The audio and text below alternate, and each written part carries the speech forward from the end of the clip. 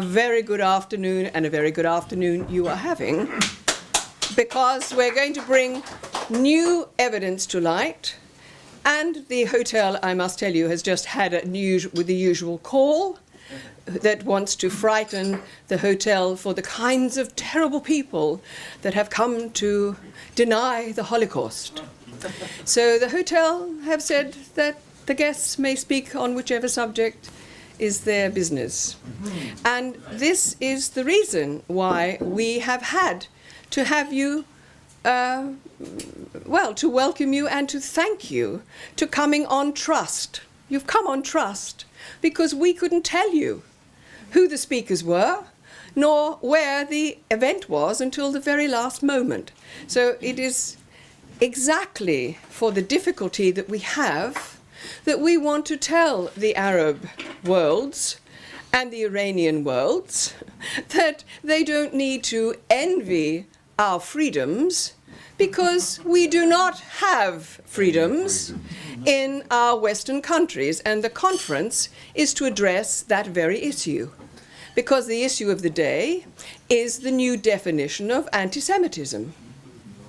Now, we have to agree with the Labour Party leader, Jeremy Corbyn, who says that the definition of anti-Semitism is tyrannical, because it is preventing free speech and our basic right to hold and express a civil and peaceful opinion, which is what we are gathered here to hear and to listen to. So we are a living example of why the definition of anti-Semitism is an outrage. And this is actually in line with what I've probably been banging on about, as many of you will know, since we heard, and it was actually William, I must always congratulate William, for drawing to my attention the Stockholm International Guidelines 2000 for teaching about the Holocaust in schools and universities. Because on page 11, and I'm quoting, it says, "Care must be taken not to give a platform for deniers," i.e., when they say deniers, they mean normal skeptics, and I return to the quote, "nor seek to disprove the denier's position through normal historical debate and rational argument." End quote. So there you have from the horse's mouth that they are against our Western and indeed the ancient Persian tradition, because both our West and the ancient Persians adopted the classical Greek tradition. And that tradition, our exponents of today are absolutely in line with. They are in accord. Because if you think of the four inseparable classical virtues, one was measure, meaning harmony, balance, and so on. Number two is justice, but of course we mean justice that has not already, like Alice in Wonderland, declared the verdict first, and maybe or maybe not the evidence. The third one is wisdom, but in the classical Greek tradition, to have a scientific attitude toward wisdom.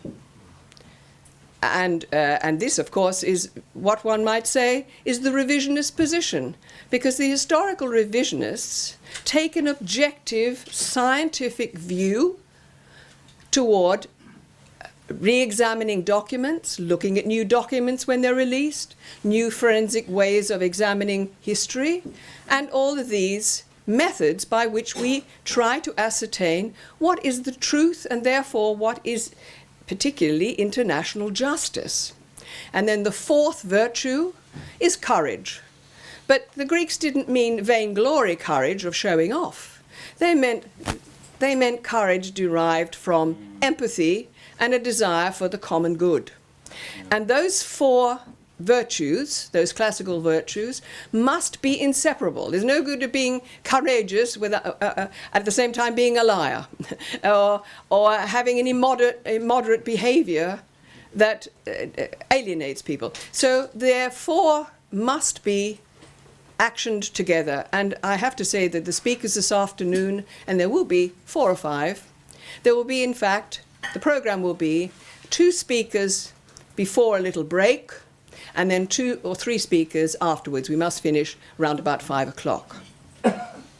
Now, just returning to the Stockholm International Guidelines for Teaching the Holocaust, they are the same people that have introduced this new all-encompassing definition of anti-Semitism, the tyranny that no one may criticize anything Jewish at all.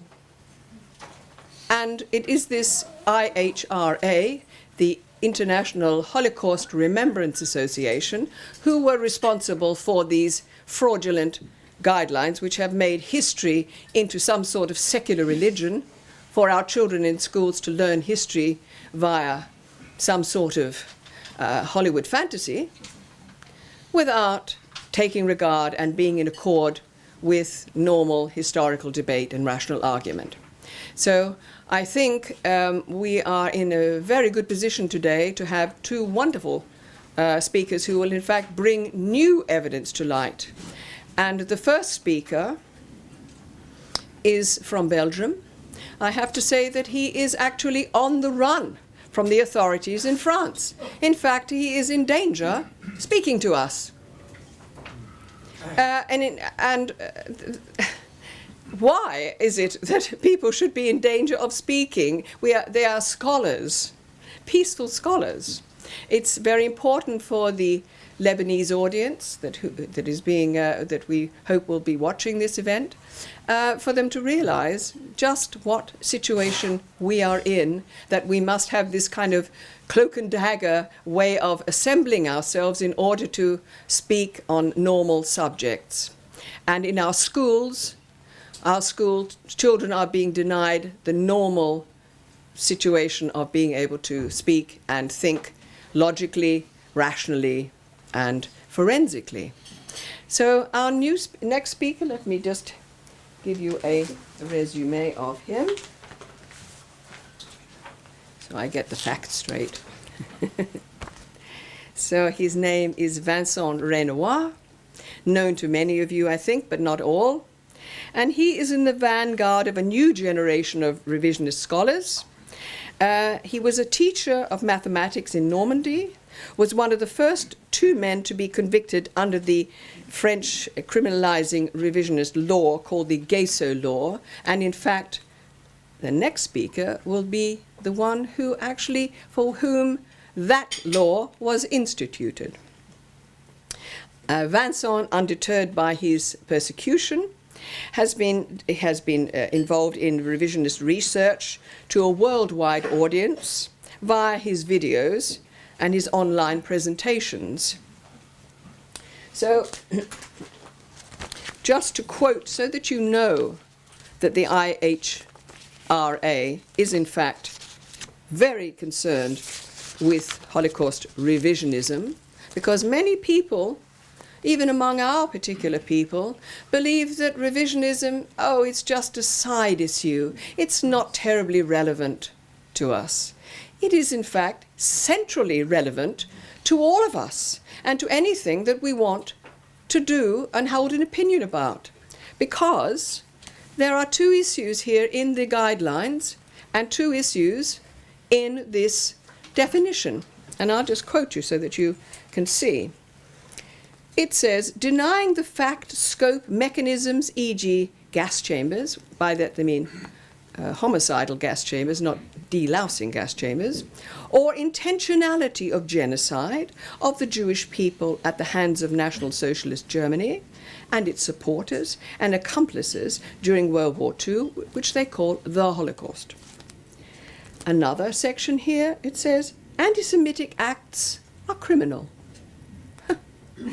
Anti-Semitic acts as defined by that I've just read. Anyone querying something, that is anti-Semitic and a crime. Hello? An opinion is a crime. And so they say, when they are so defined by law, for example, denial of the Holocaust or distribution of anti-Semitic materials in some countries, that's 20 countries, including Israel. In Israel, you can also be criminalized and incarcerated for querying the Hollywood version of what is called the Holocaust. So we have very, very brave people coming to speak to us. And without further ado, may I ask Vincent if he is here? Please, Vincent. And I believe Vincent is going to very kindly explain to you the significance of Holocaustianity, as we call it, and also about his own persecution in France.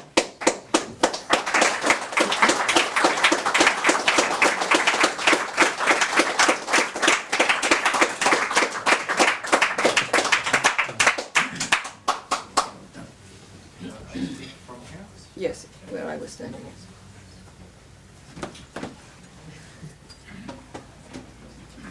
Doesn't work. Okay.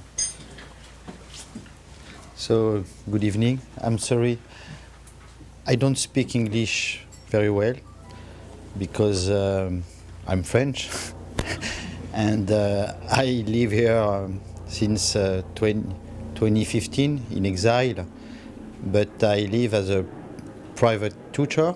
I teach mathematics, but only to French students in London. So I don't speak English very well. I will make a lot of mistakes, I know. Please, I beg your pardon. But it's my life. So thank you very much. Lady Reynouard asked me to speak about my life in France. And do you hear me? Is it okay? Okay. A little louder. Okay, okay. Un peu plus fort, a little bit loudly. Okay, so I have been revisionist since 1989, I think, when I read the first time Professor Faurisson. And at that time, I was learning chemistry in an engineer school to become an engineer in chemistry, and I was very surprised because Professor Faurisson spoke about. He said, "Well, it's technically impossible," and it was the only argument. I say, "Okay, is it really technically impossible?" And I remember that I bought the book of Rollilberg, The Destruction of European Jews. I don't know the title in English, but I read it in French. And I remember that I wanted to see, because Professor Faurisson said, well, there's no photo of a picture of gas chamber, etc. So when I opened the book for the first time, I wanted to see how technically it was possible. And I found no picture, no sketch, nothing about a gas chamber. And I say, okay, Mr. Faurisson is right. Sure, because you have a very big book, a large book, and nothing about how technically is possible. I say, okay. So I became revisionist it was very quick when I became a revisionist. And after I say, okay, I wanted to see what's matter in Nuremberg during the first Nuremberg trial. So I was living in Caen in Normandy, and I went to a library to read about Nuremberg. And fortunately, they had all the books about Nuremberg, and I read them, and I wanted to see. I say, okay, I think that Soviet prosecution must have take all the plans of the crematories, etc. And I saw that they didn't bring with them anything, any plan, any picture, etc. And so I say, okay, sure, no gas chamber. It's impossible. Because you have a first trial, big trial, and they don't bring anything about gas chambers. It's enough. It's enough. So I became revisionist. It was before the French law against revisionism. It was 1 year before. No, 2 years before. And at the beginning, I was politically, I had bad political ideas because I was already National Socialist, so I was happy that Holocaust didn't happen. But even if it happened, I say okay, but I was happy it didn't happen. No, I'm not, I must say I'm not anti-Jewish. For me it's not relevant, but it's my own ideas. I don't want to speak about that today. And I think that revisionism is very, very important today because, yes, as Nicolas Kollerstrom said in his book Breaking the Spell, Auschwitz is a center of the new world. Sure. Yes, it's a center of the new world. Everything is judged. When you think, you always have to think with Auschwitz in your mind. And it's always the same thing. We say, oh, nationalism, racism, discrimination, we know where it led. It led to the Holocaust. Be careful. And I remember when I was young, when I spoke about fascism, nationalism, it was always the same answer. The adult told me, oh, but you don't know. You must know where it led. So don't be. And I say, okay, but perhaps fascism can exist without gas chambers. No, it's impossible. We know where it led. Lesson of history. And it's because when I read Professor Faurisson, I say, okay, we must fight for revisionism. It's the first fight. Everything after, okay, you can say Islam, immigration, whatever you want. It's no use because we always say, people always say, oh yes, there is too much immigrants. So yeah, I am fear about that of that. It's not good, but we know where it led. So democracy is the best thing. We must stay in democracy because after nationalism, you know, etc., blah blah blah blah blah blah blah blah. So it's because I say, okay, it's the first fight. I say it's a Star Wars fight. I don't know if you remember the first Star Wars, when they want to destroy the Black Star, they have to put a missile just in the right hole to put, and it will be destroyed. And I think that revisionism is a weapon of massive destruction from this new world order. You can say a lot of things about other. It's no use. No use. They always say discrimination. We know where it led. It's not only about Jews. Yes, Jews, sure, but it's all for all sort of things, but not for fascists. Fascists, you must discriminate them. Okay, sure. I lost I was a mathematics teacher. I was put out. I was hired, we say, I don't know, I was sacked. Fired, yes. Fired. I lost. I lost 10 positions of mathematics teachers. Sorry.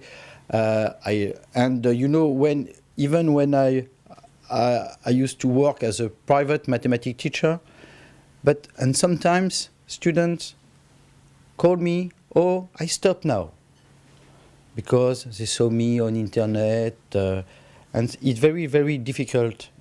When I arrive in England, I had no money, nothing. So I say, okay, I will give private lessons. And I found 2 institutions. It was Caisson tutoring and fast tutoring, and I gave private lessons.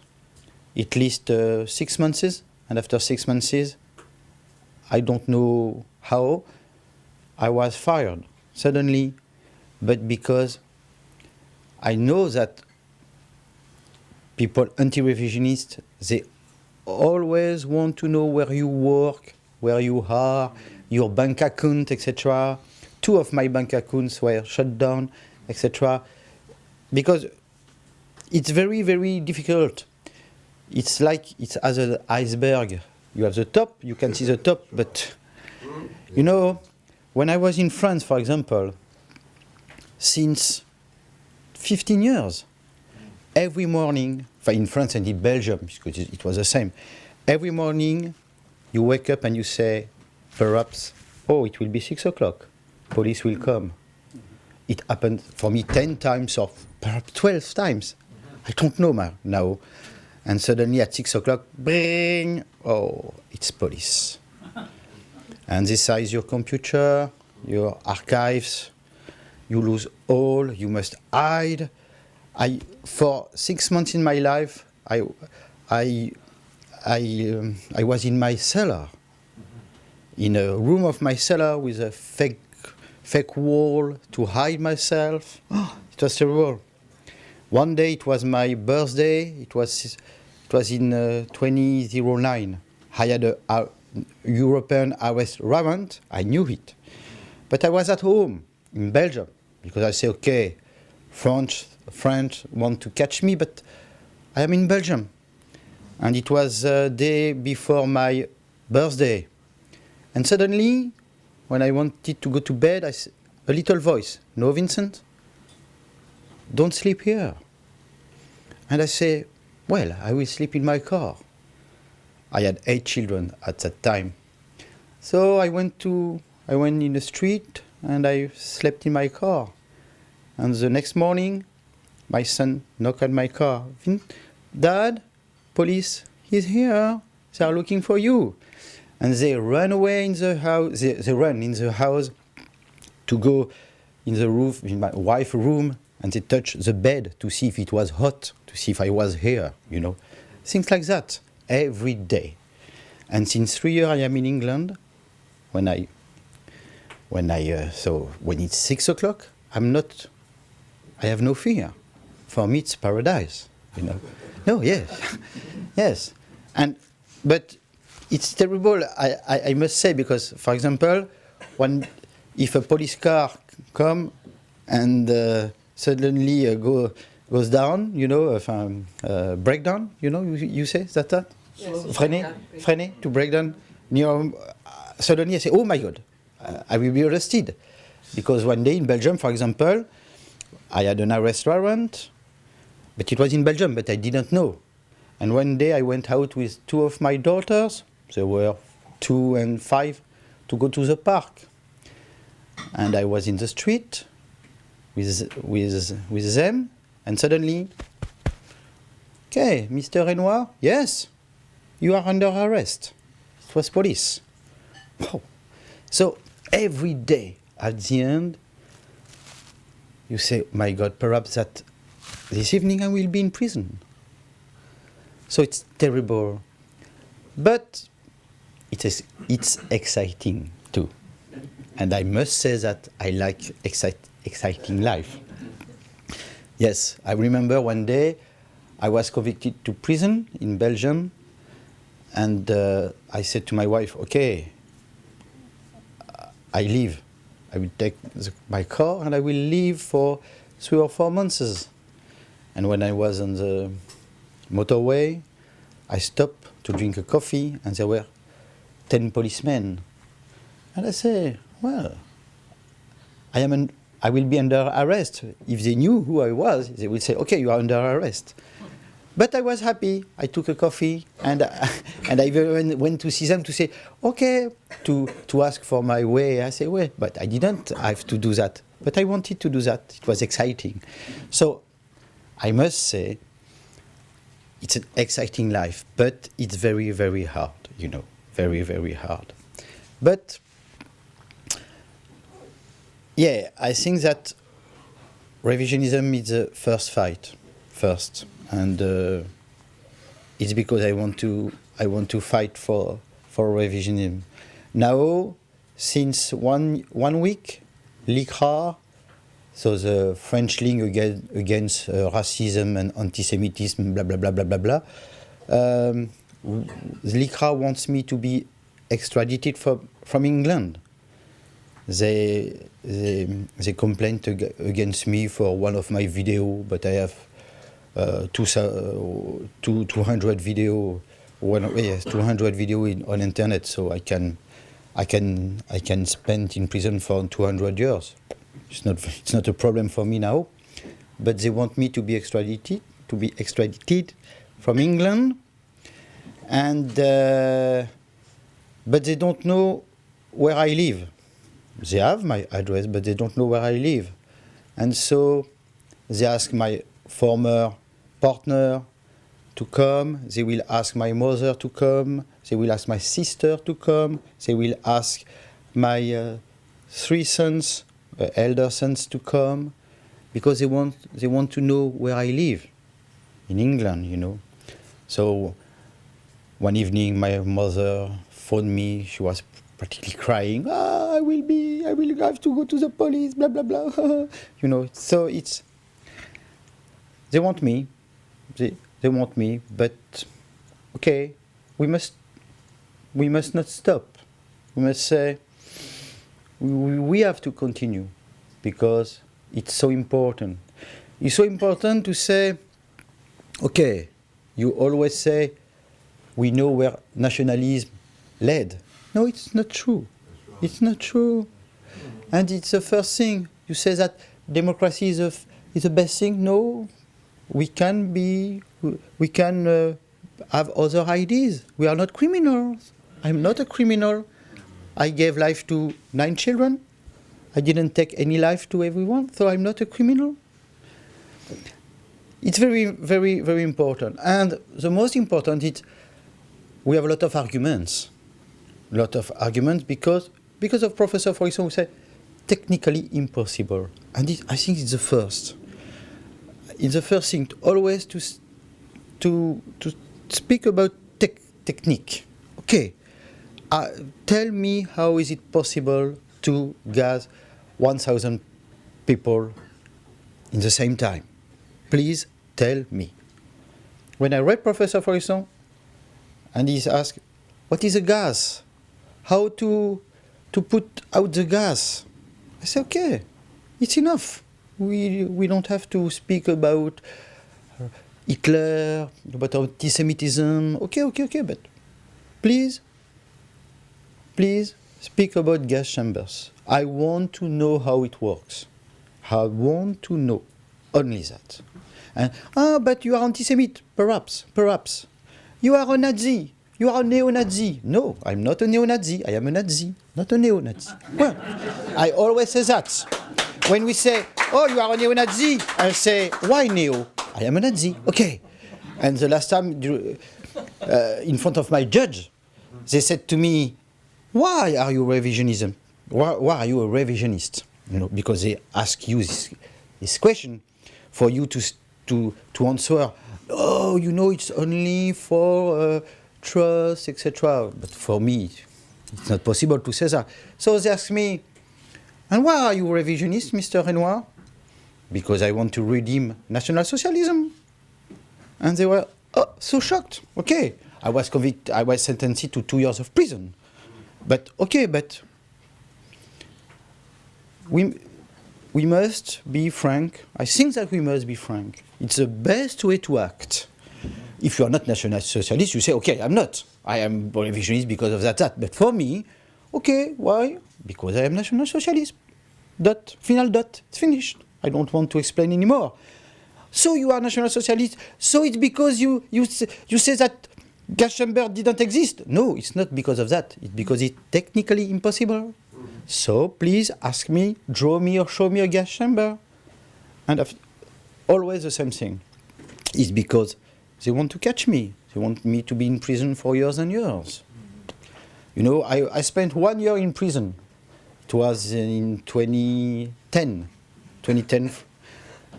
And it was very nice prison. I have very good, I remember a lot of things of prison, you know. And when I was in prison, I had that, I don't know how to say that in England, and I kept them. It's a remembrance of my prison. I like that, because it was very nice. Good food, I learned how to draw, I began to learn German, so I can go back to prison. I'm not scared, because, okay, I prefer be free to make my videos, but if I have to go back to prison, I won't cry. And we say you have a proverb in France. I don't think it's a French proverb, but when you are naked, they can't take any more from you. Sure. I have no more job. Well, I am a private teacher, but okay. I have no more job, no more family, no more wife. I have one of my son only. I have nothing more. I am in England, not in my country. I don't speak English particularly. I don't. Well, okay. What? Okay. You can. What can you take more? My life? Perhaps. But I am living dead. I won't have any retirement. Nothing. So you can do whatever you want with me. I will make my video until I die. That's all. That's all. And thank you.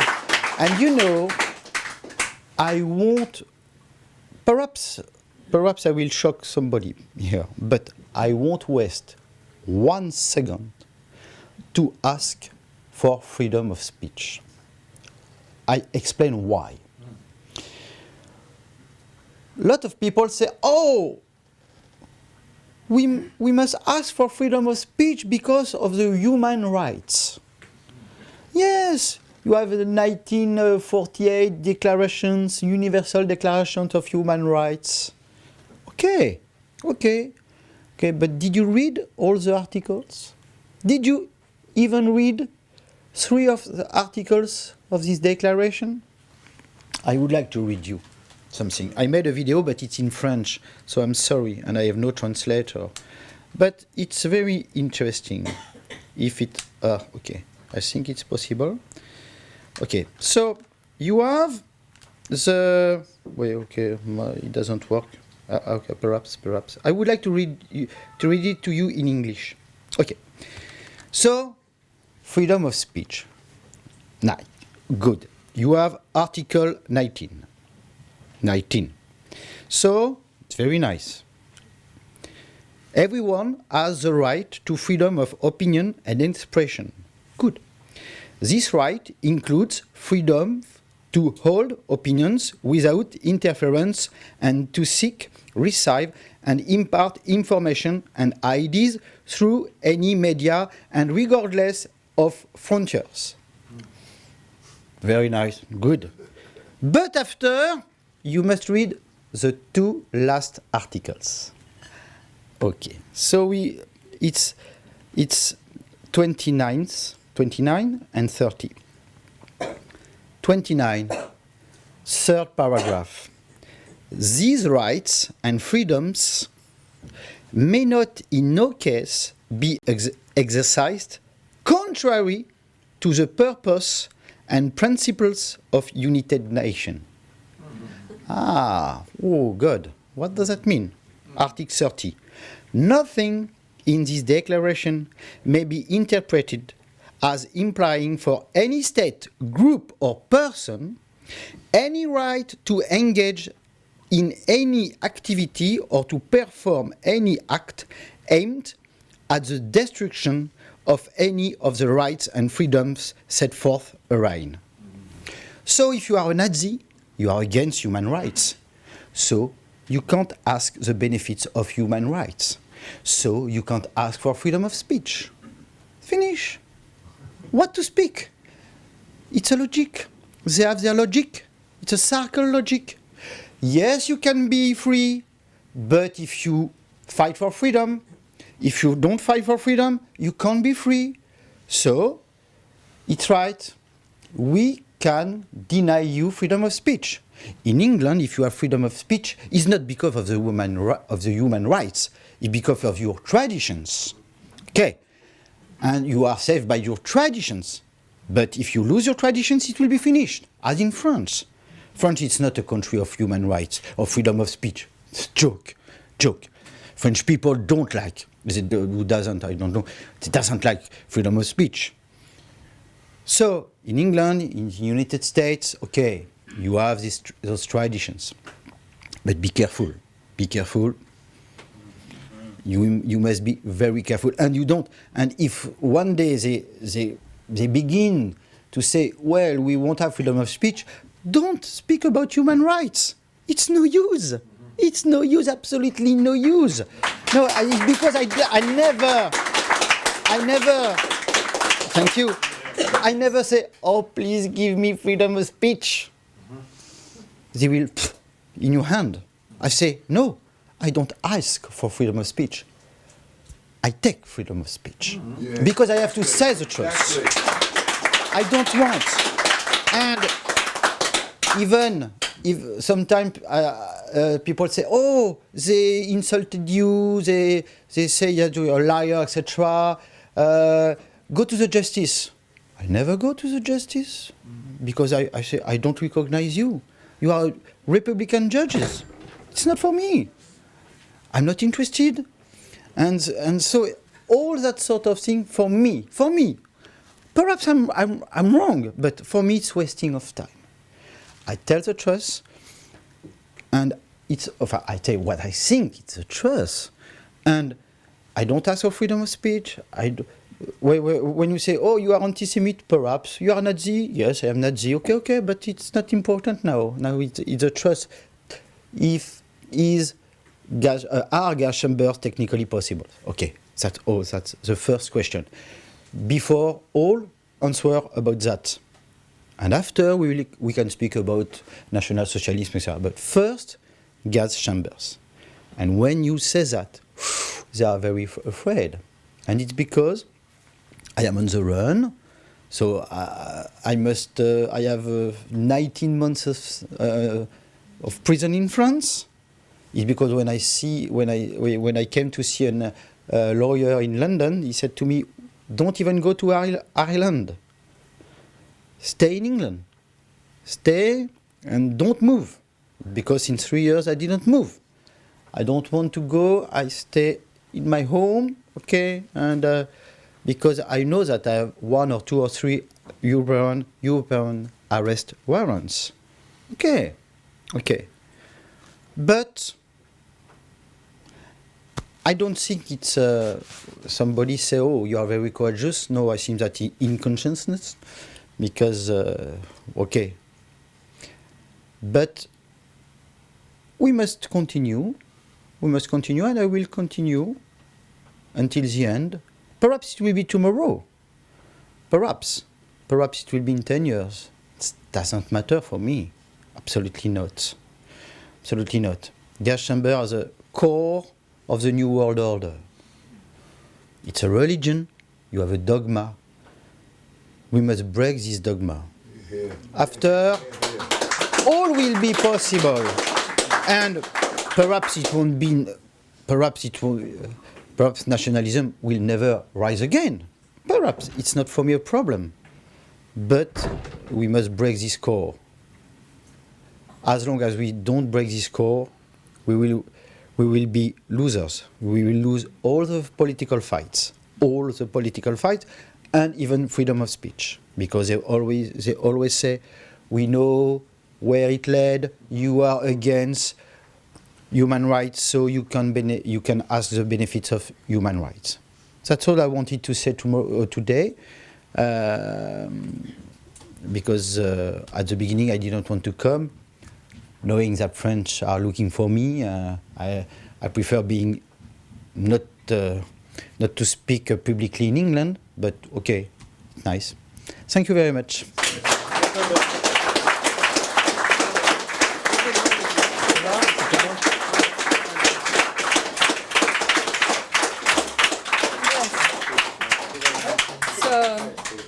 So Vincent is an exponent of the very four classical inseparable traditions, the virtues, and he speaks not only of his pleasure, but also that, as Robert Faurisson has said, historical source critical revisionism is the intellectual adventure.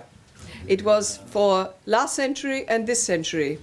And so it is a positive note, actually, that Vincent speaks. Because we cannot have international justice until we can have historical truth. And first and foremost, we must be able to re-examine history in the normal way without exceptions in order to reach historical truth and justice. So the next speaker is world-renowned as a leading revisionist scholar.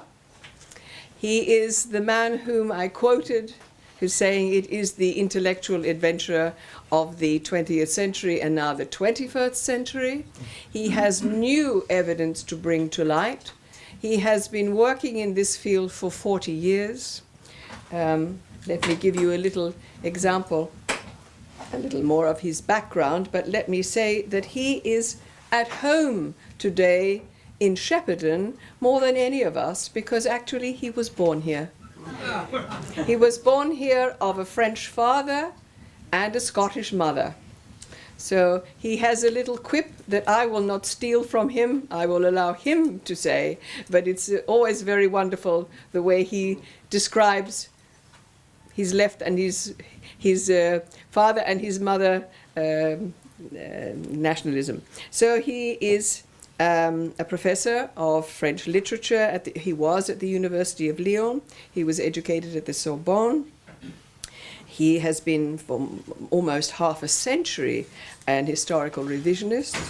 He has been hospitalized, beaten up, whilst walking his dog in Vichy, harmlessly walking his dog in Vichy.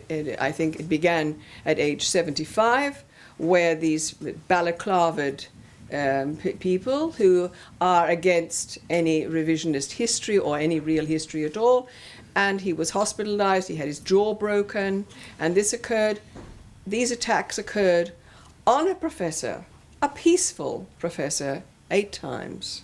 And that has not deterred him from what he regards as the intellectual adventure of the 21st century.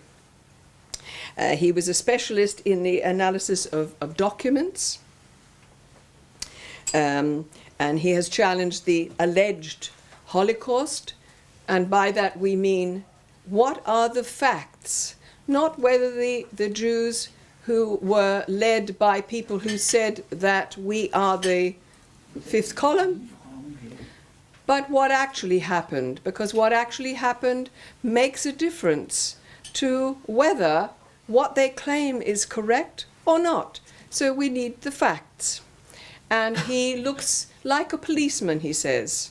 He looks forensically at the documents. He looks forensically like a policeman wants to know the facts, not the emotional ideas, but the scholarly facts. There was actually a law established called the Gayso law, we referred to it earlier, to stop him from investigation. So people are now imprisoned in France under what is called the Gayso law, which was established to stop this veteran from researching in the normal way. So please may you welcome our renowned Professor Robert Faurisson.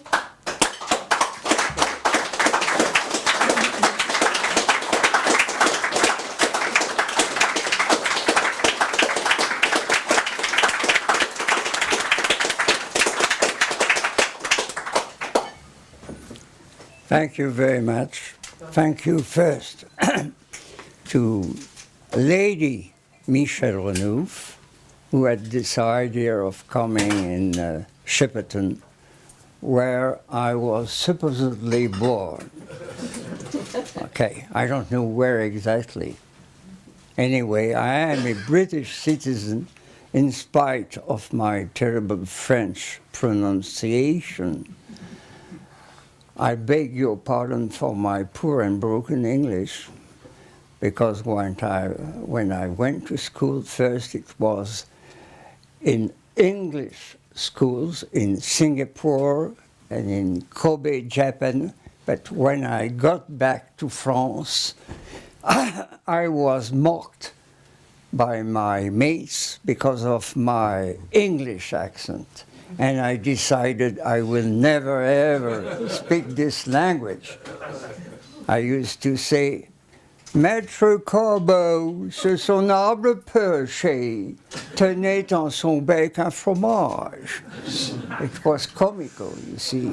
Comical for those people, not for me, of course. So, thank you very much. And I need, on my left side, my friend and collaborator and translator. He will present himself after, okay? And you have the right to stop me, to correct me, and so on, because of my bad English. I don't know if you know this book. This booklet, the title is Just Who is Robert Faurisson?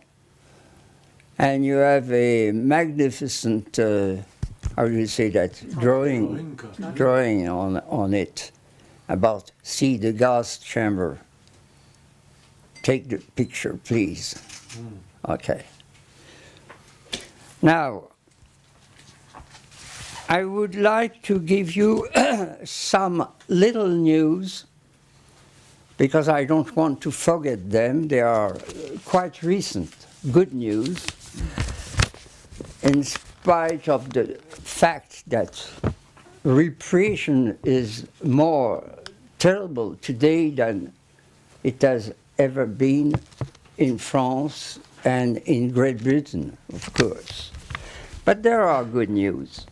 For instance, this one.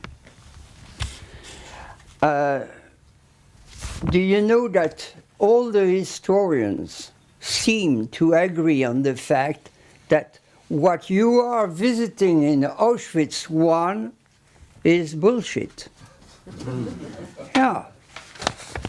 It was rebuilt, reconstructed by the Soviets, and very badly done.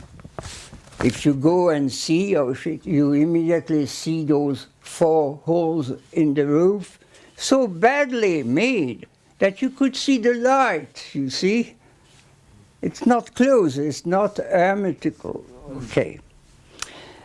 And what I learned is that somebody, before I discovered this, had discovered that it was a trick. I'm going to give you the name of this man. Don't fall down from your chairs. Serge Klarsfeld. Yes. Already in 1965, he discovered that there was a trick. He should have said at that time. So my question today to Serge Klarsfeld is, how is it that you didn't say that in 1965? See all those people coming to Auschwitz and believing that it's true. And especially young people. You have no right to do so. You have no right to treat old people and young people the way you treat them. You should have said that already in 1965. Now, how do we know that?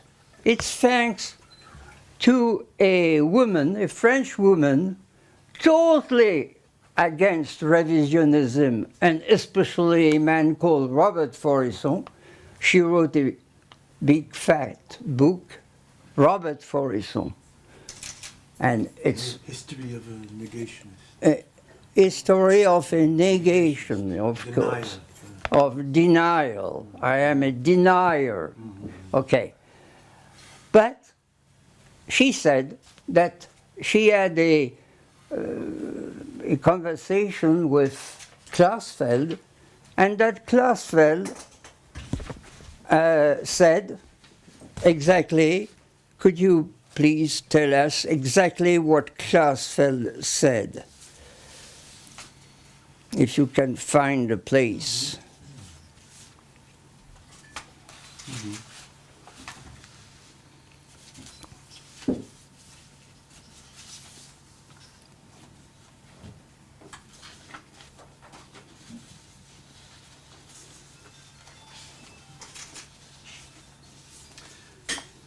No. Page du livre 2. I'm looking for the page of the book from Igounet. I don't find it at the moment. Okay, we'll find it later on. She gave the exact date when in 1996, it was on the 19th of February 1996, that he said to Valérie Igounet that he had discovered that in 1965. Now, That the place had been faked, truqué. faked, truqué, Better than trick, faked. faked, yeah. Something else about Auschwitz I. If you could read what two Jews have been writing about this supposed gas chamber. Their name is Van Pelt, P-E-L-T, a Canadian Jew, and Deborah Dwork, D-W-O-R-K. And I want you to read this, really. It's surprising.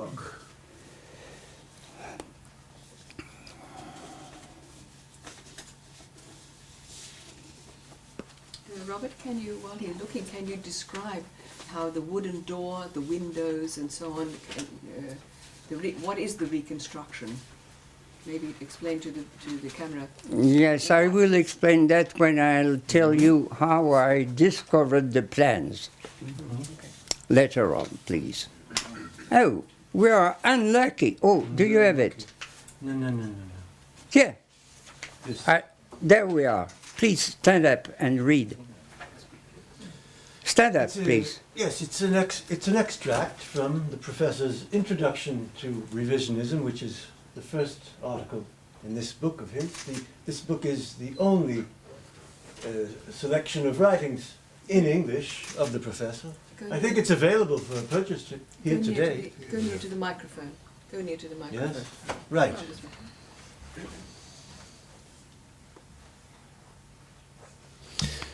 The two authors mentioned by the professor are, as he said, Deborah Dwork and Robert Van Pelt, Jan Van Pelt, and cited by the professor in point 16 of his Introduction to Revisionism, introduction to his 4 volumes of revisionist writings.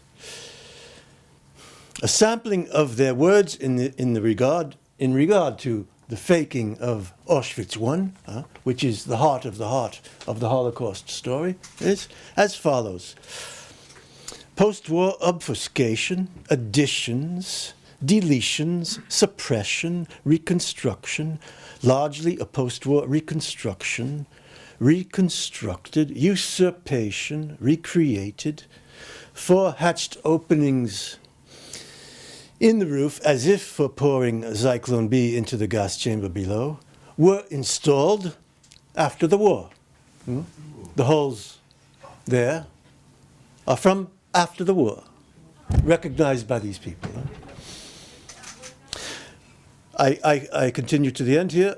Falsified, inexact, misinformation, inappropriate, falsifying. Thank you. You're very welcome. So it doesn't come from me, you understand? Myself being, as you know, a professional liar, a falsifier, and a forger. Forger. Officially, declared by the court. By the court. Without one example, without one proof, I was said I'm ready. Now you are flattering me by saying that I'm all this. Splendid. But you should bring a proof, the beginning of a proof. Nothing, absolutely nothing. I'll tell you why.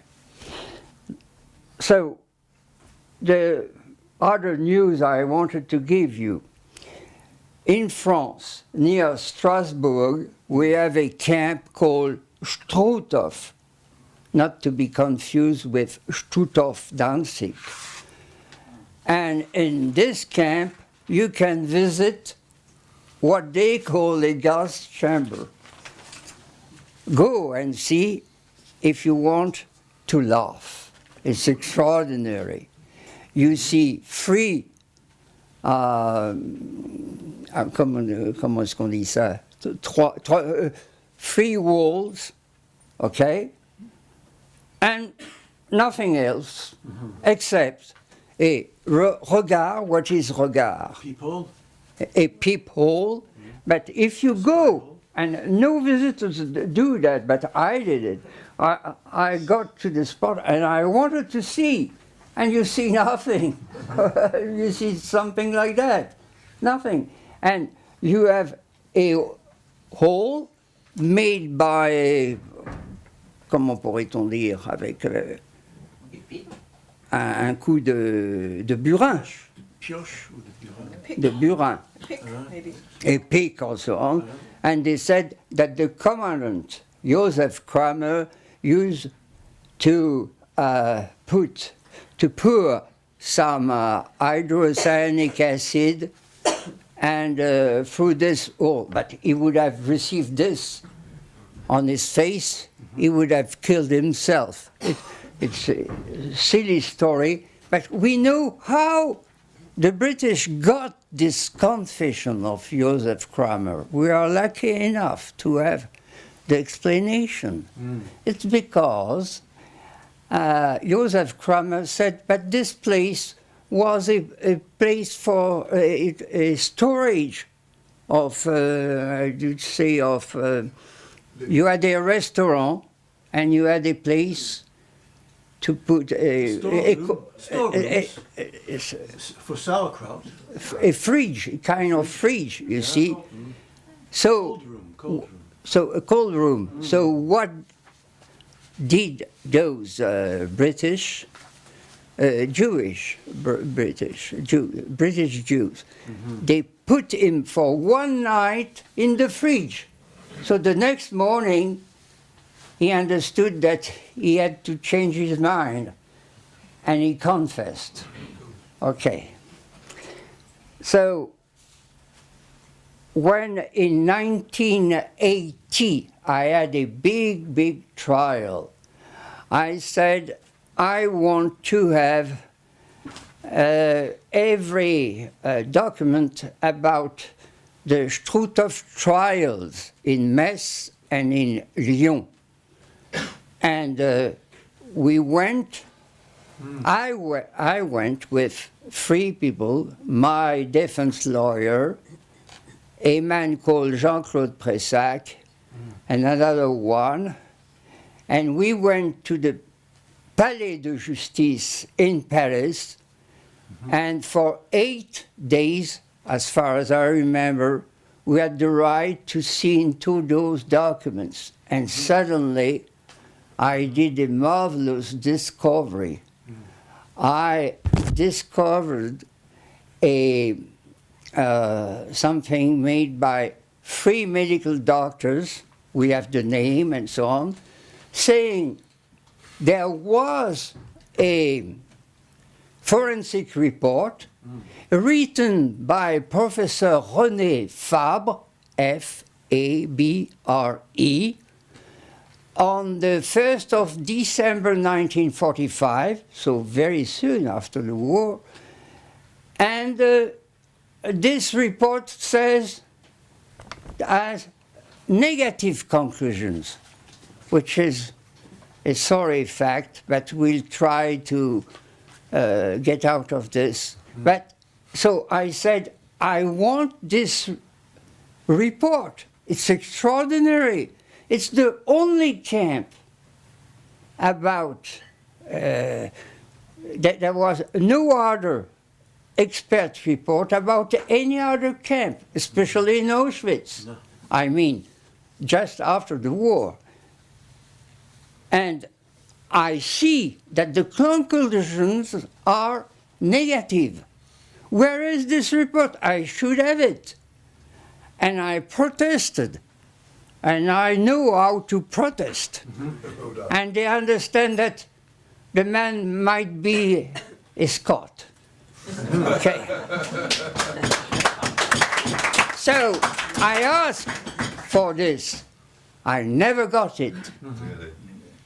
And years and years and years after, in 2016, with another trial against me for this story of Struthof, suddenly my defense lawyer received by fax the report of Professor René Fabre of the 1st of December 1945. 8 pages. 10 times he says negative, negative, negative, negative, and so on. Because he was asked to analyze if there were any rest of remains of prussic acid, yeah, inside the gas chamber, in the pipes, in the chimney, and in something like 16 bodies or parts of bodies. And the answer was negative. So what I want is that those people who sent these facts, and only these facts, I want them to publish the report of Professor René Fabre. We should ask that. How could they refuse to publish this? Now, I understand that they might say, oh, this report is not as negative as you say. I don't care, because my question is not that. My question is, how is it that since the 1st of December 1945, you have been hiding that? And constantly you are hiding this and this and that. Okay. Professor? Yeah. I would mention, you mentioned the trials. Yeah. Metz and Lyon. The trials of whom? About Struthof, but who? About Kramer and all those people. His associates. Yeah, and associates, SS. of course. SS, of course. SS yeah. men. Yeah. So, but now I'm coming after those two things. I'm coming to the conference itself. I want first to explain you, as Vincent did, Vincent Reynouard, how I became a revisionist. I think that I perhaps became a revisionist at age 10. I was in France, in Angoulême, and it was in October 1939. The priest told us, oh, you see, we are at war, but no trouble, no fear, because God is on our side. And Robert Faurisson, 10 years old, thought at that time, I wonder what their priests in Germany are saying. First. During the war, I was certainly not like Vincent Reynouard, a Nazi. I was totally against the German people. I called them, of course, les Boches. And one day, in 1942, I heard Pierre Laval. He was something like the Prime Minister of Marshal Pétain, saying, I hope that Germany will win this war. And he gave a reason. Nobody mentions the reason. The reason was because otherwise it would be the victory of Bolshevism. Yeah. But the young Robert Faurisson, 13 at that time, and living in Marseille, went to school with a knife, and on his desk wrote, Mort à Laval. Do I need to translate? Yes. Yes. Death to Laval. And the principal priest of this school came, and I will tell you in French what he said. He said, Oh, vous, Faurisson, avec vos Anglais qui courent dans le désert comme des lapins. Translation. Oh, you, Faurisson, with your English people running like rabbits in the desert. It was at the time when Montgomery was retreating in front of Rommel. I can tell you that I didn't find one pupil, one professor to do something for me. I really got in trouble, but not very serious trouble. Anyway, then on the 8th of May 1945, could you explain that, please? I was in Paris, and suddenly I heard the bells of all the churches. It meant the war is finished in Europe. Germany surrendered. And my father, I was the eldest of 7 children, and my father asked me, Robert, are you happy? And it made me uncomfortable. I don't know why. And I said, yes. But suddenly, I thought, but what is happening is terrible for those people who have been fighting so hard. This German is on the ground, plenty of blood. I must go and help him.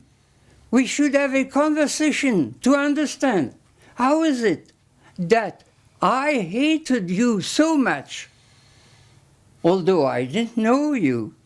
How is it that perhaps you hated me also? I wanted to understand. This was the beginning. Now I read Paul Racinier, Maurice Bardèche. Those people were courageous enough to explain that, at least for the gas chambers, it was very strange. What was it? And the conclusion of Paul Racinier at the beginning was there were no gas chambers in the camps where I was. Now, what about Auschwitz and so on? So, myself, I went to Auschwitz. For the first time, it was in 1975. And this is what I did. I went to visit Auschwitz I. I immediately saw that it was certainly not genuine because of the little door with a window. You would have break the window Broken with your elbow. with my elbow, and all the gas would have been everywhere, and all the people would have been gassed. And you had, and so on. Anyway, and I said to the, how to call that, the place where you had the director of the museum, to the museum. I went to the museum. Museum office. Museum office. And I said, I am teaching in the Sorbonne. I am interested by the story of Auschwitz. I need to have someone very très bon connaisseur. Someone With who authority. really knows it. Someone who really knows it. Somebody who knows really The place. the place. I want him to come and help me because I want to visit it once more with someone and ask questions. And the man came. This man was called Mashawek. Mashawek. And I said in German, in my poor German, I said, "Möchten Sie mir helfen? Would you help me?" And he said, "Jawohl." He could have said yes. I mean, ja, no. Every time he would say, "Jawohl," except once. And wait a minute for the punchline, okay. And I said, "Kommen Sie mit mir. Come with me." And we went on front of the place where you had crematorium number 1. And the door was open, and we could see an oven with the door open. So I said, because I like to have one word, I said, "Echt," which means in German, genuine? Jawohl. Good. And I said, "Come with me." We went to the oven. I put my finger, this finger, like that, and I said, "No soot, nothing." And he said, "Reconstruiert." Oh, interesting. Rebuilt. Aha. And I, in a way, I jumped to his throat and I said, "So, you have planes. So, Sie haben Pläne." And he said, instead of saying "Jawohl," he said, "Ja." And I said, "Where are those plans?" And the man said, "You should go and ask Mr. Tadeusz Iwaszko, Iwaszko.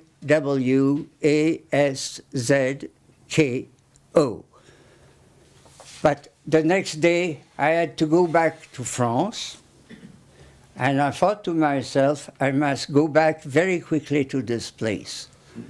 I came back on the 19th of March, 1976, a date in my life. I saw Iwaszko. I had a bottle of alcohol, and I wanted to give him this. I said, "I'm coming back in Auschwitz because I've seen Mr. Mashawek, your colleague, and I want to see the plans." He didn't say one word, not even "thank you." And he showed me a big table. I understood that I had to wait, and he brought me documents and documents and documents. And I was very disappointed at first because they were in Polish language. I don't understand Polish. But being a Scot, I insisted. And I discovered a real treasure. I found the plans of the 5 crematories in Auschwitz and Auschwitz-Birkenau. And I ordered copies, went back to France. I had much trouble to get those plans. Anyway, I don't go into those details, but I got those plans. And I am the man, the liar, had those plans, and I was the first to publish this in a Spanish magazine, in a Italian magazine also, in a conference, and so on. And I found the real, how do you say that, the real nature of those places called gas chambers. And I remember afterwards, I asked a man who was the director of a crematory in France.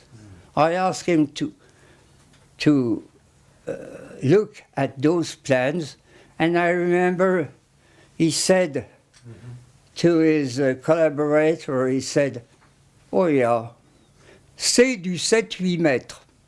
How would you translate that? C'est du 7-8 mètres. Oh, this is 7 by 8 meters.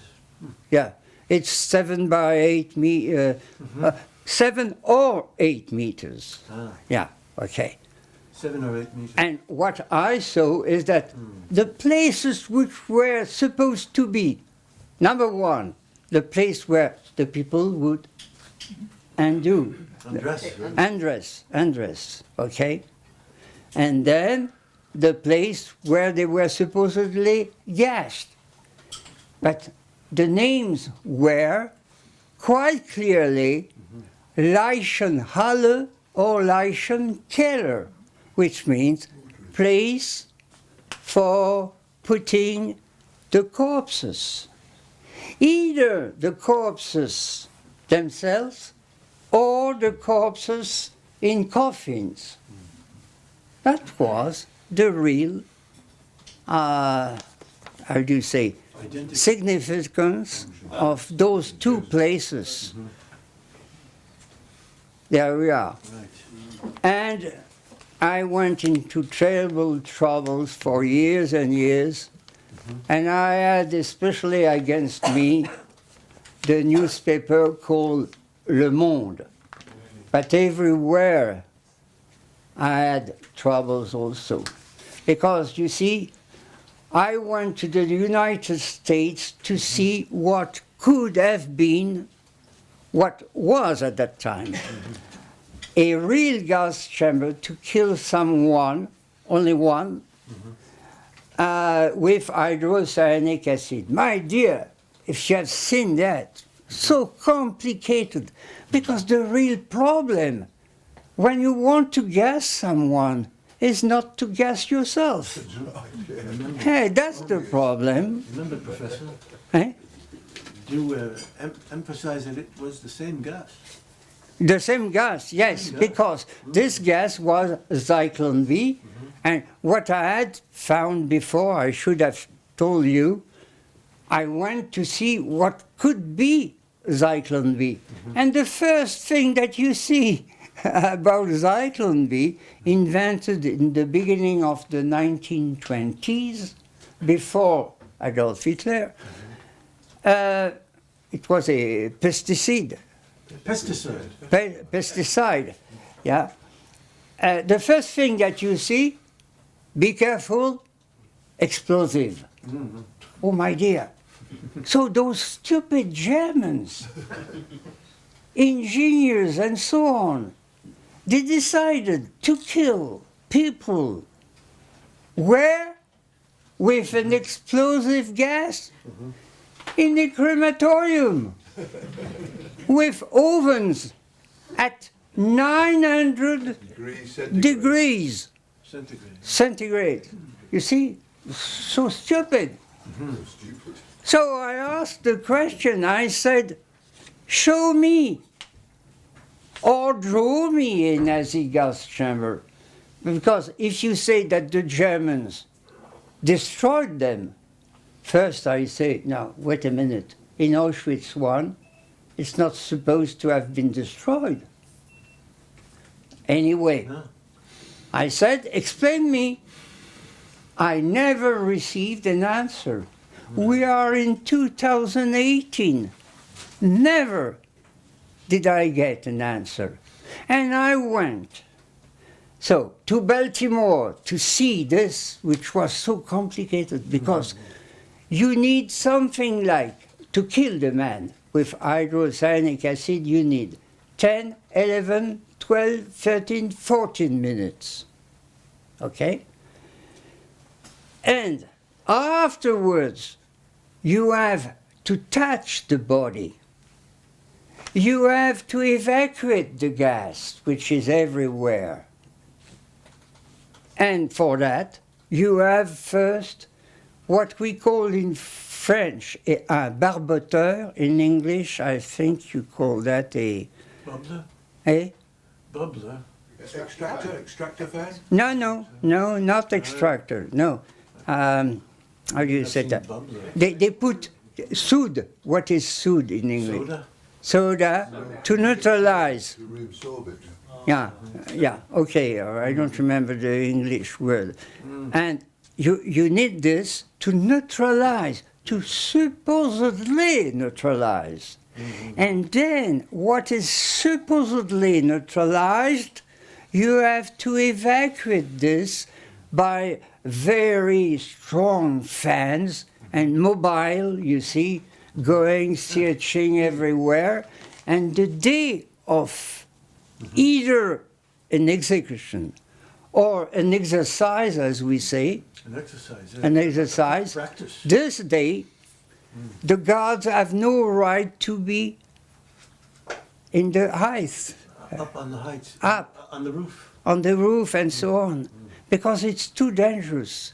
And even, this is funny, there was a gas chamber in a place on the Pacific coast. And do you know what? The people defending what we call environnement The environment. protested because it was killing Seagulls. the seagulls. You see how difficult it is. So when you have a confession of someone saying, oh, when we didn't hear anything more, we understood that they were killed and so on, and the people entered, the Sonderkommando entered the place smoking, yeah, and eating, which means not even with a gas mask, and plenty of things like that. You see, I like what is matter of fact, what is very simple. And so I don't know how many arguments to say, it's really complicated, please explain me. No answer. Never, and even today. It's a miracle, of course. Remember the publication in Le Monde. And the publication in Le Monde. Of February 1979. The answer. Yeah, very important. The answer then is the answer still. So I asked for an explanation. I got one. Excuse me, you see, I am a liar. I got an answer. 34 French historians signed a statement saying, I'm going to say it in French. Il ne faut pas se demander comment, techniquement, un tel meurtre de masse a été possible. Il a été possible techniquement puisqu'il a eu lieu.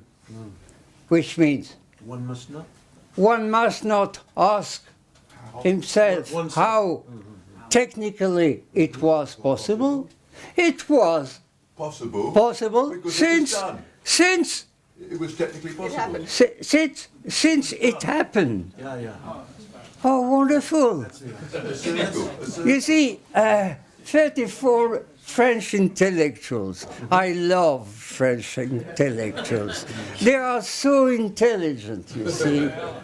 You must understand that I cannot be as intelligent as they are, being only half French. So,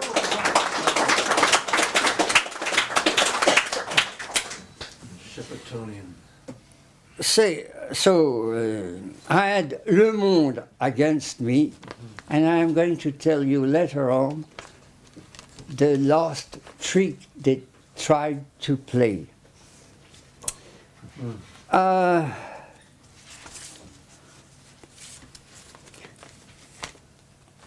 I can tell you that I think I am the only man who received congratulations from a court of appeals for my work on the gas chambers.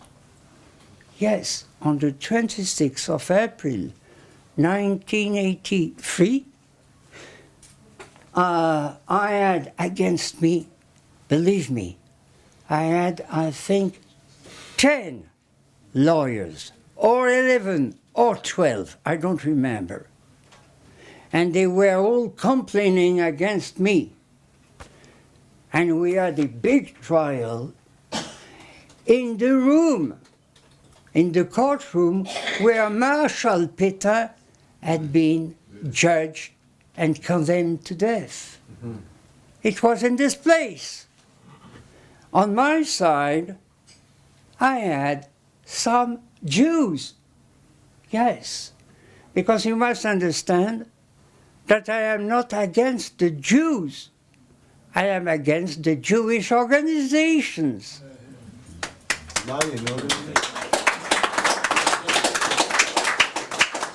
And I have very well-known Jews on my side, like Jean-Gabriel Cohn-Bendit. The Cohn-Bendit, but not the clown. I mean the brother. Yeah, he helped me very much in this story. Because he was a man of the left, you see, like Pierre Guillaume and so on. I had people on the left also. So, in this courtroom, when the 10 or 11 lawyers had spilled, how do you say that, des injures.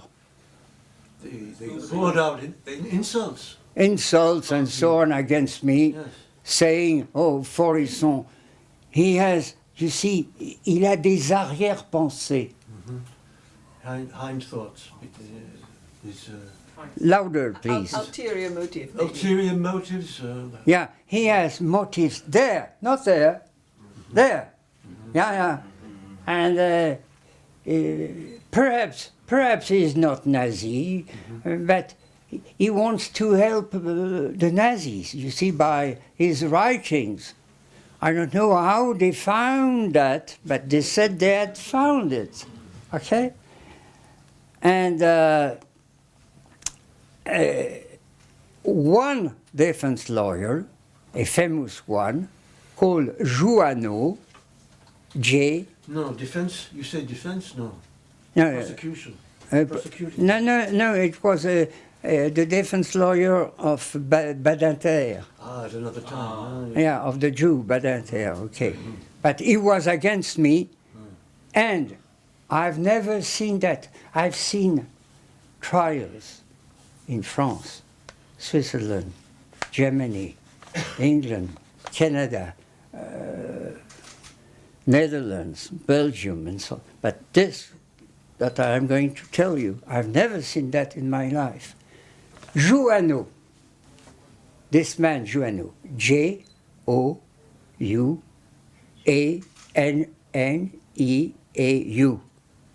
who was saying everywhere, oh, at home my children say, Faurisson, Faurisson, always Faurisson, we are fed up with Faurisson.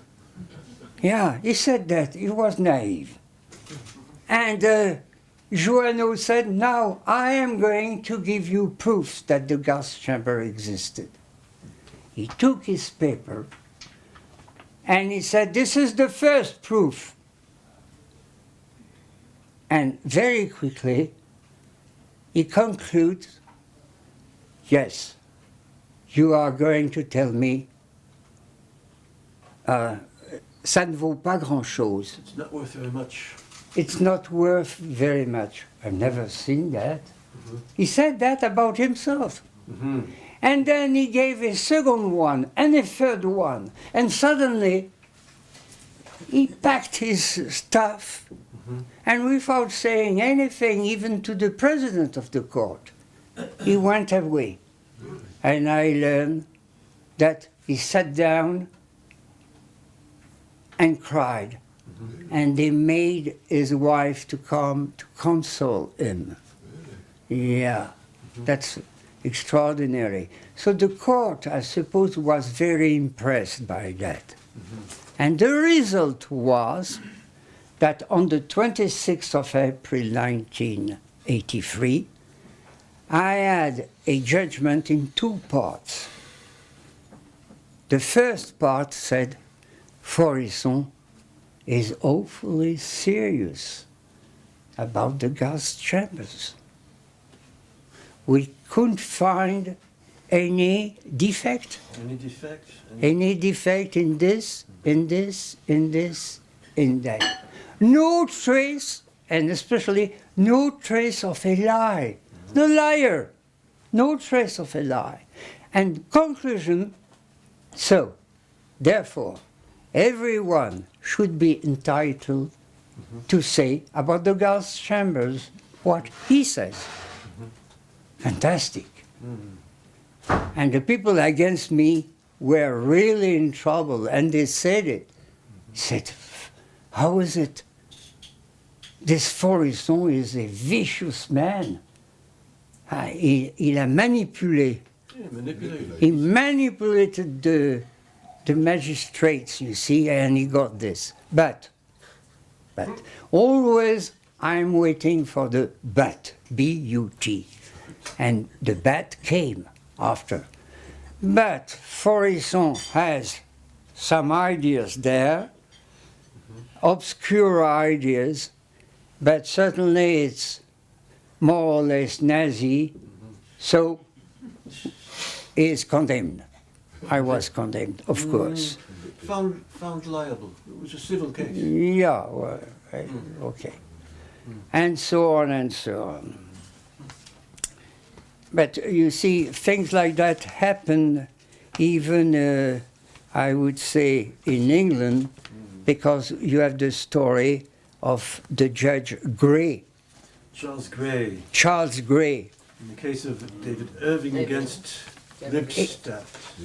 In the case of David Irving, kind of revisionist, but not very courageous. And Deborah Lipstadt. And of course, he was sentenced very severely, but the judge, Gray, said something surprising. Listen, please, go on. Said something very surprising in his ruling. In his ruling, In his judgment. Yeah. The case had begun in January 2000. 2000. And the ruling was produced on April 10th, 2000, and in a passage of it that interests us runs as follows. The contemporary documents yield little clear evidence of the existence of gas chambers designed to kill humans. I have to confess that, in common, I suspect, with most other people, I had supposed that the evidence of mass extermination of Jews in the gas chambers at Auschwitz was compelling. I have, however, set aside this preconception when assessing the evidence adduced by the parties in these proceedings. End of quotation. Set aside.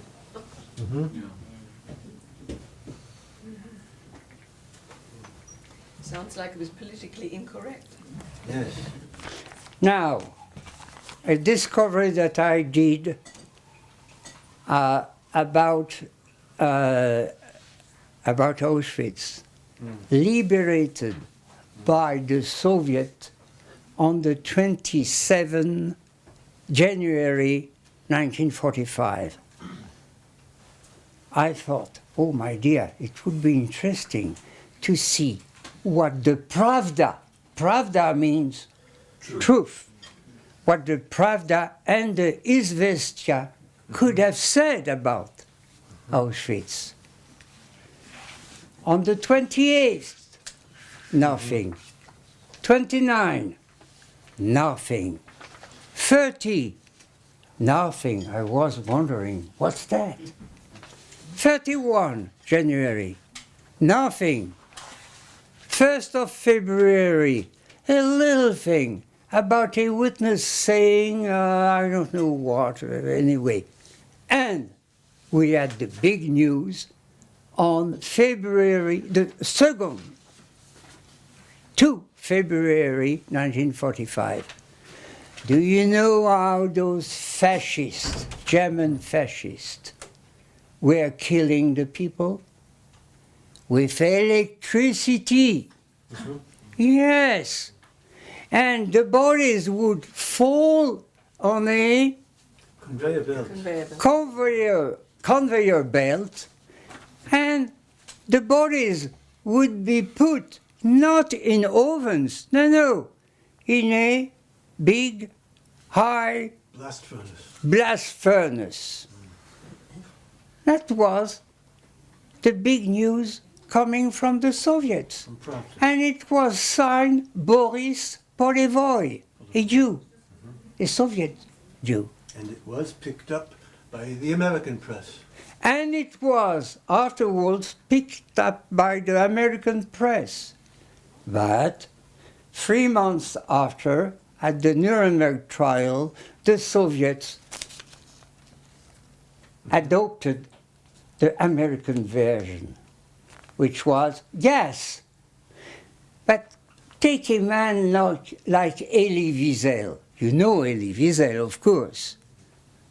He's the big pontiff, as we say. For Elie Wiesel, was it electricity? No. Was it gas? No. It was the people burned by the fire in pits. And Elie Wiesel later on even said, let me, those gas chambers, let them. And the exact words were, I don't... They should be kept from prying eyes. It should be kept from prying eyes, Yes. period, and to imagination. I don't want. So, And to the imagination. please, you have a real problem. Everybody was saying lies and lies and lies. Because in war, the first thing that you have to do is to lie. You must convince the people. You have put on those civilians a uniform, and you must convince those people that their duty is to kill those nasty people. And to make them more nasty, you need to lie, to exaggerate. Mm-hmm. And I think that somebody is going to tell you something about that. See this man with his smile, diabolical smile. And you want to mention what Le Monde's position has become? Yeah, but before I would say, do what I did. I read entirely the memoirs of Eisenhower, of Charles de Gaulle, and from Winston Churchill. How many pages in total? I don't remember. Several thousand. Of course, several thousands. Nothing about gas chambers. And even the son of Charles de Gaulle one day said something extraordinary. He should have been sued. Oh, prosecuted. Prosecuted. On television in France, yes. Television. He said, les Allemands ont voulu, sinon exterminer les Juifs, du moins les chasser. Please, The Germans, if they didn't want to kill the Jews, they did want to get them out of Europe. No extermination. No.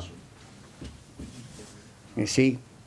And so on. I would have so many things to say, but it's too late. I'm going to finish on the last argument of the newspaper Le Monde. And you will have the best possible argument for saying that the gas chambers existed. Recently, in Le Monde, I could give you the exact reference. 4 months ago, in June. 4 months In June, a lady, a Jewish lady died. Her name was Gina Turgel, Turgel.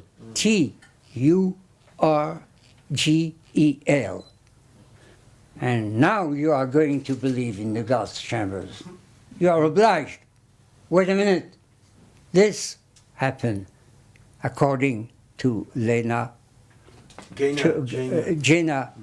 Turgel, as presented by Le Monde, because I went to check. It was not exactly exact. No. You have to be exactly exact. You know that I'm not looking for truth. It's something, truth is a word too abstract, too vague, and pretentious. I am for exactitude. Little truths like that I can prove without any testimony or confession, of course. So, this happened to this lady in Auschwitz. She was in a gas chamber. She was naked, like the others. And they were waiting for the gas. And they wait for more than 1 hour, I think. Nothing came. Oh yes, something came. Water. And she understood. It means that the gas chamber was en panne. Out of order that day. Out of order. Are you convinced? It seems you are not too convinced. You'll go to court in France for that. And so on. Excuse me, I have to stop.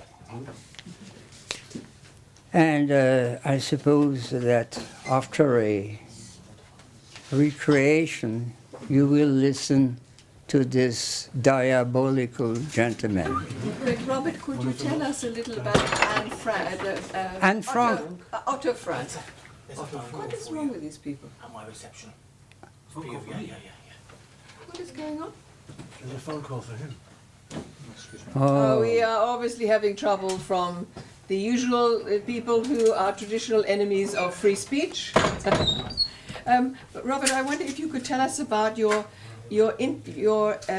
discovery connection with Otto Frank, the father of Anne Frank.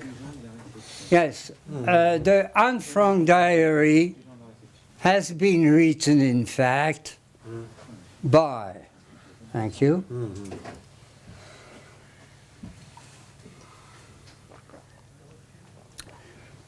by Otto Heinrich Frank, her father, who did know very well the Dutch language.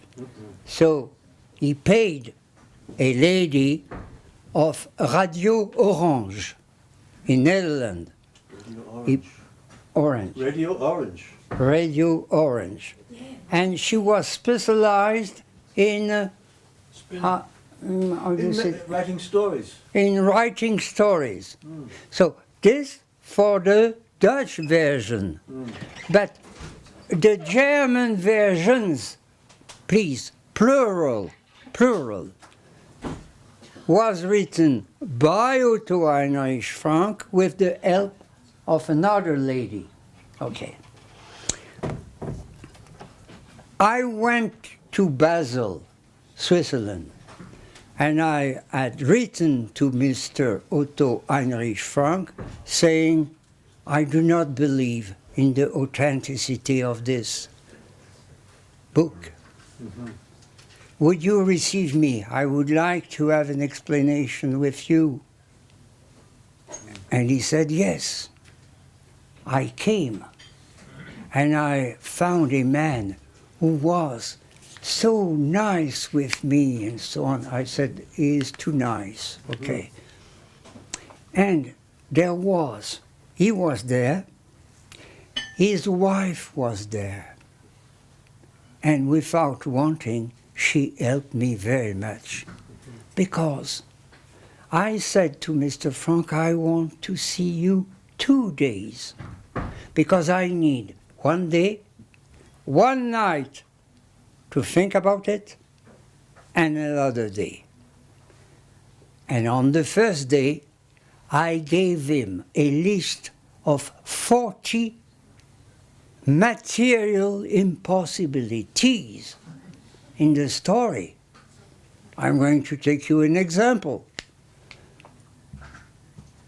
In the book it is said, we must not do any noise. If we cough, we have to take codeine. So please explain me, how is it that in this house you were 8 people? There was a young boy called Peter. He was in love with Anne Frank. And to show how strong he was, he invited Anne Frank on the 3rd floor, and inside the house, with windows open, he went there cutting wood. Chopping wood. How is it? What about the noise and so on? And the lady would say, oh yeah, that's surprising. And every time she would say, oh, surprising, surprising, surprising. When suddenly he said, he didn't know that I could understand German, he said to his wife, Maul zu. Shut up. Okay. And things like that. For instance, I said, what about the trash? What would you do with do you say the trash? Rubbish. The rubbish, and so on. And he said, we used to burn it. I said, Mr. Frank, be careful. Because you went into the place, it was, I suppose, I don't remember exactly, in May, and for the first time, vous avez allumé. You lighted a fire? You lighted a fire in October or something. So during 4 months, what about the trash and so on? And at one point, he told me, suddenly, he said, Mr. Faurisson, I agree with you 100%. All this was impossible. Really?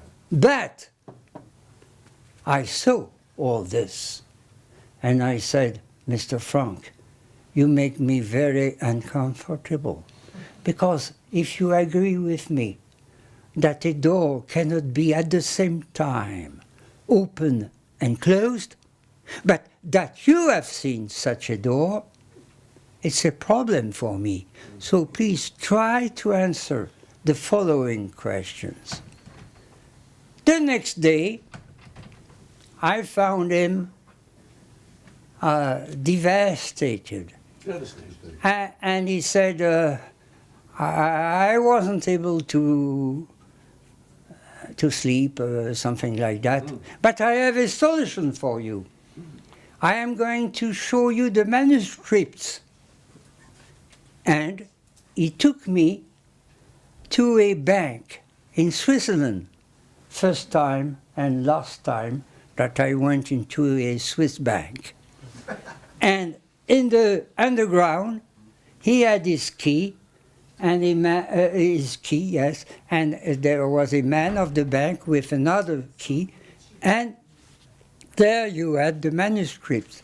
And I said, oh, stop, please, because I am not a specialist of handwriting and so on, but if in those manuscripts I find all those impossible things, that's enough for me. And you know that today, Mr. Frank, since I think 1 or 2 years, Maybe 2 years ago. 2 years ago, is supposed to be the co-author. Officially. Officially is the co-author of the Anne Frank diary. With the biro? Hmm? With the biro writing?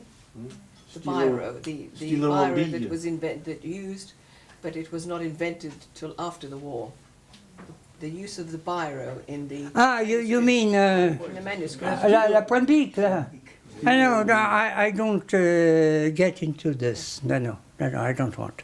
I have that, and that's enough. It's an impossible story, because you see the strength of those people is that their lies are enormous. If you use a little lie, or even a big lie, some people would perhaps be able to see that it's a lie.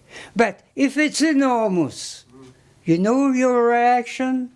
I'm going to tell you in one phrase that I heard so many times. Oh no, this you could not invent. That's not possible. It's enormous. Yes, but there we are. It's a religion. And it's very difficult for an individual to fight against a religion. And you must know that when a religion disappears, it's to leave the place to another, because the people need to believe things like that. Extraordinary. I don't really criticize those people. I think that many of them should be pardoned. Because if you hear every day, and for years and years, at school, in the life and so on TV, that there were gas chambers, there was a genocide and so on, how could you help it? You are going to believe it normally. Especially if you are someone honest, you will believe it. You don't think that people are able to lie like that, you see? That's it.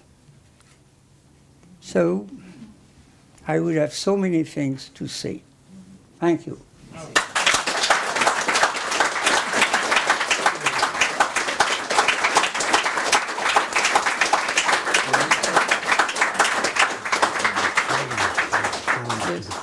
All right.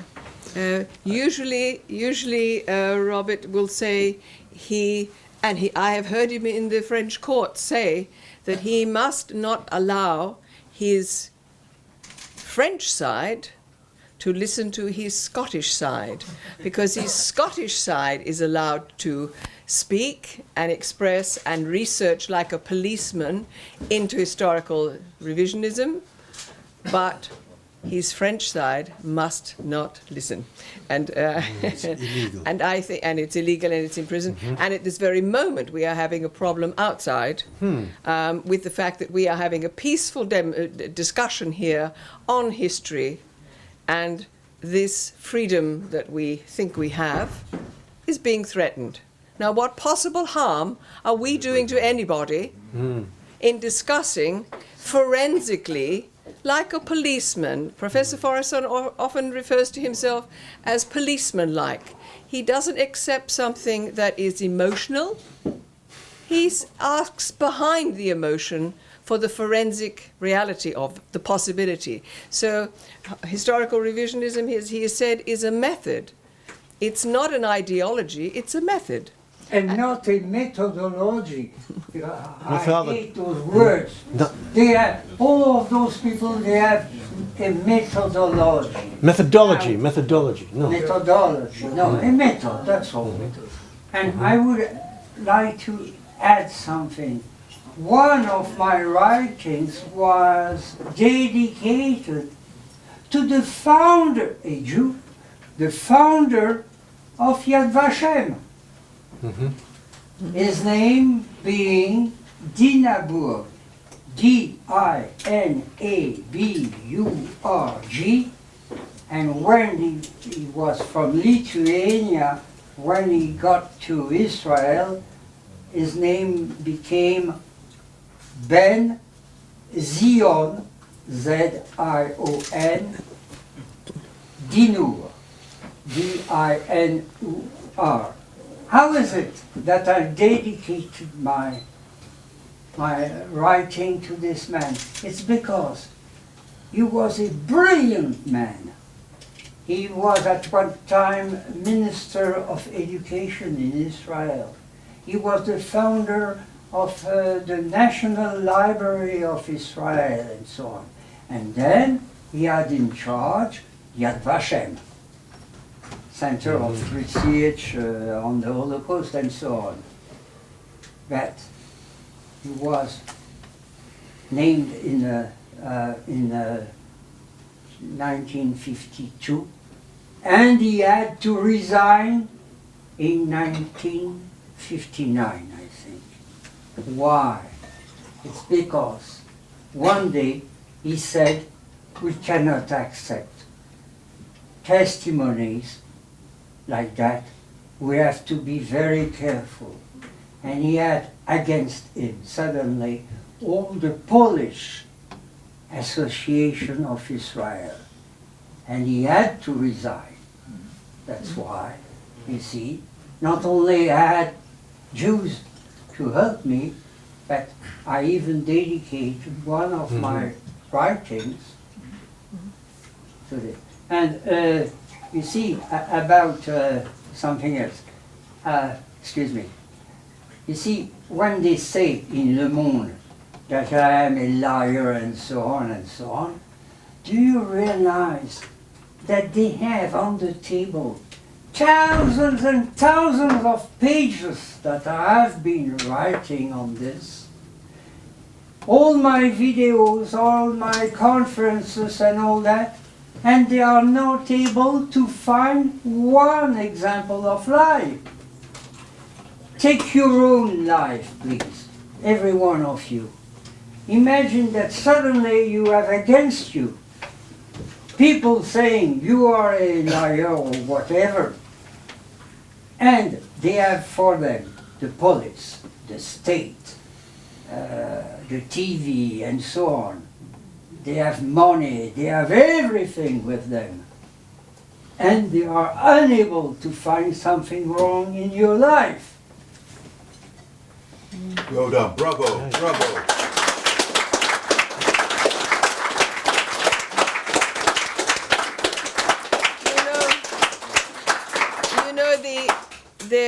The historical revisionists don't deny anything. No. Professor Faurisson says we only affirm our findings. We are not deniers. So thank you very much, Robert, and thank you very much, Vincent, and thank you very much. And I think you want a word. William, he wants a word first. Excuse me. Oh, sorry. After you. Let him finish. Legend. Yeah, ladies and gentlemen, as you'll have probably noticed, I was called out by the hotel management. There have been a series of phone calls made to this hotel from media organisations.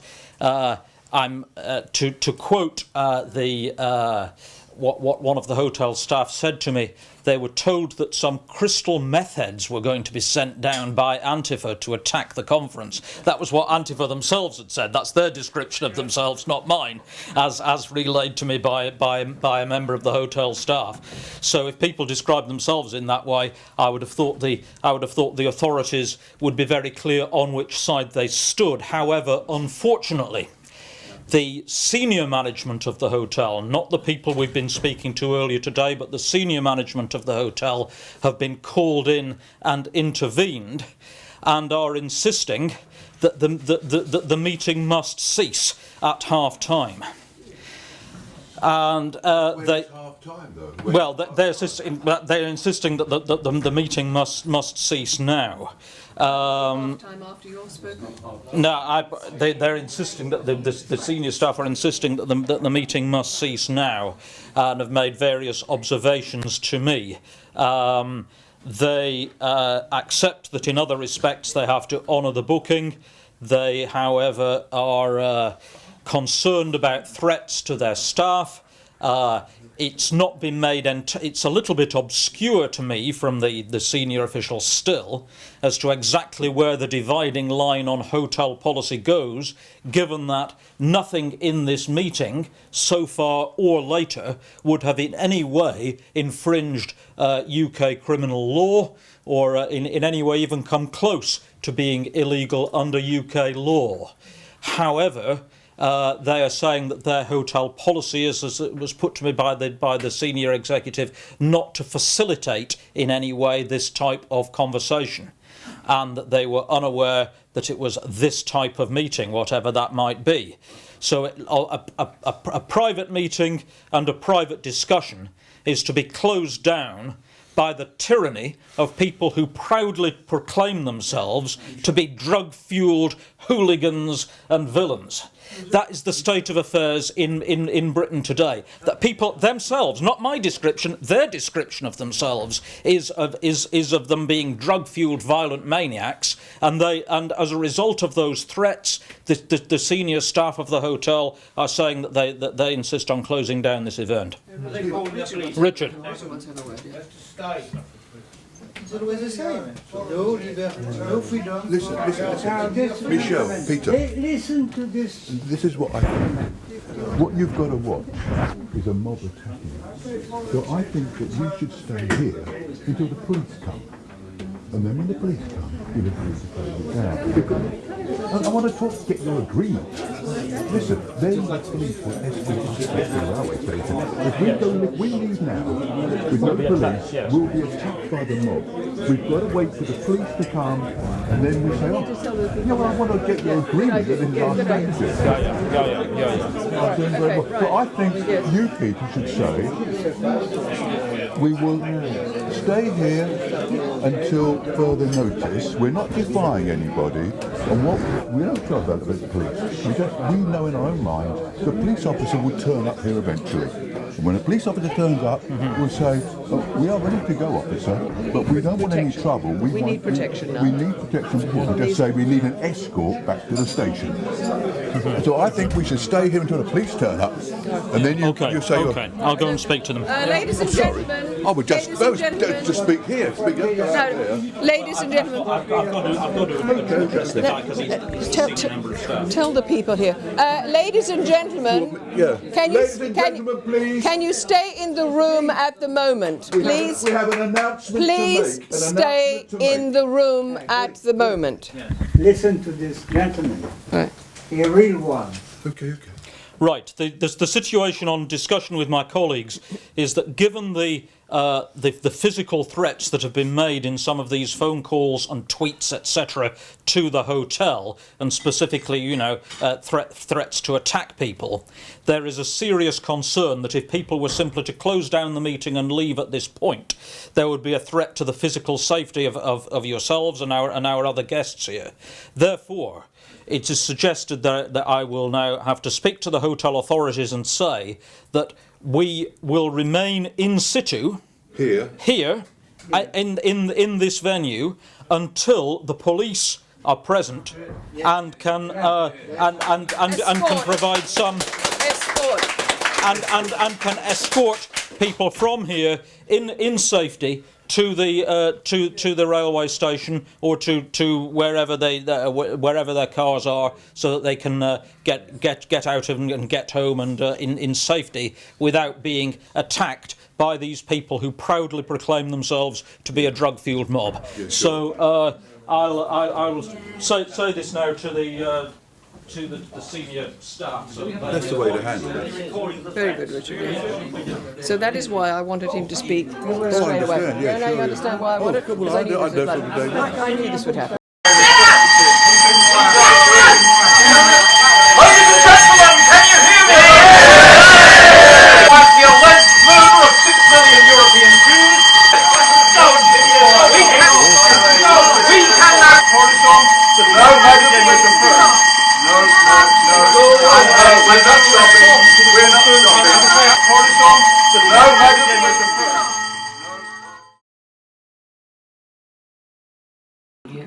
Yeah. No coffee, no Okay, tea. Robert. Yeah. Yeah, we're recording. Okay. I am sorry. I was unable yesterday in my conference to say something very important. It's about the meeting that that Himmler had with a man called Musy, I think, M-U-S-Y, a former president of Switzerland. Himmler said to this man, "You must understand that our policy with the Jews has always been very clear. We are ready to give you all the Jews that we have, but on 2 conditions. Number 1, we want I think $1,000 or $2,000 for every one of those people, because this is what the United States demand to anyone who wants to get into the United States. Number 2, and think of this, so important, we are ready to give you all the Jews which are in countries occupied by ourselves, but we must receive the guarantee that not one of those Jews will take the opportunity of this to jump from Canada, United States, Great Britain to Palestine. We cannot do that to the Arabic people. It would be something like a word like indecency, okay? It's very important because, as you know, there was no, how do you say that? There was no,